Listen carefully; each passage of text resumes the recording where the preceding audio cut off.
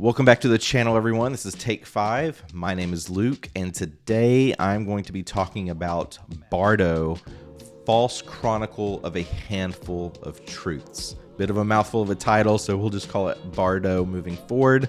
This movie is going to be released on Netflix at the end of this week. This premiered at the Venice Film Festival, and I was lucky enough to catch this one early. And this is possibly one of my favorite films of this year. This is one I'm very excited to talk about and excited to get this review out. And there's a lot to discuss with this one because it is a very fascinating film. It is directed by Alejandro Iñárritu, if I'm pronouncing that correct, Iñárritu, and I may be mispronouncing that, and I apologize. Most notable for films such as Babel or Birdman or The Unexpected Virtue of Ignorance and The Revenant, films that he worked on as director and producer. And I mean, that should set the tone right there. This is, in a way, almost this semi-autobiographical film, similar to how The Fabelmans is with Steven Spielberg, but this is more of a very fantastical approach. So I could see, especially with films like Birdman, I know that film is very split down the middle in terms of those that like it and don't like it. So I'm one that likes it, and this is something I went in completely blind on.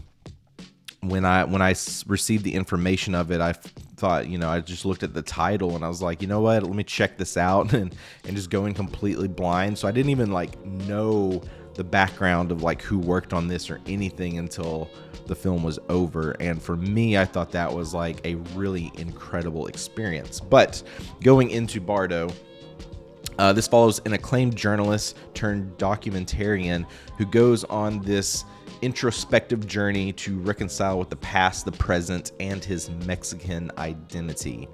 So this is a very ethereal and metaphorical film that is going upon basically the life of this journalist. There's a lot of layers within this movie that this journalist is dealing with, because this goes through moments of success through life, growing up in Mexico, taking his family back to where he grew up. There's a lot within this that deals with his family. There are moments where it's our main character remembering. It's through memory as well. There's moments where we get him remembering himself as a child and talking with his father, to his relationship with his children, with his wife. And this is just layered in this very unique way where you have to pay attention to the details. It is a very self-indulgent film. I do see how some may see this as being pretentious. I didn't really find it that way, because I connected with so much within this, especially as one who, I am a father, I have a family, I think about my life and work every day. So there's so much that you can take from this. And just to give you a sense, so this is also almost a dark comedy as well, and I won't get into too many spoilers or anything, but just to give you a sense of where this film is going, our opening scene is basically with our main character and his wife as they're at a hospital and she is giving birth. And once the baby is here, the baby immediately requests to be put back into the womb because it doesn't want to be a part of this world. And that really sets up a lot of the tone and the themes of this film. And once you see this moment, this moment, among with many, many others, just stick with you. We have so many people within this film, so many extras. There's a really fun moment once you get to kind of the middle of the film, where there's this big dance sequence with all of these extras.